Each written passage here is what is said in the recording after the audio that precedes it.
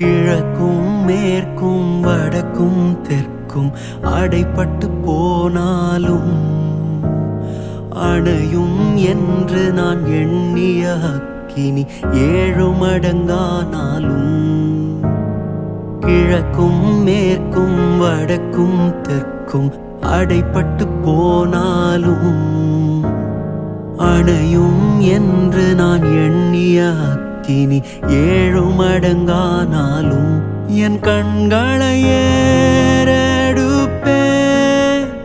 என் கைகளை உயர்த்திடுவேன், முகம் நோக்கிடுவேன்.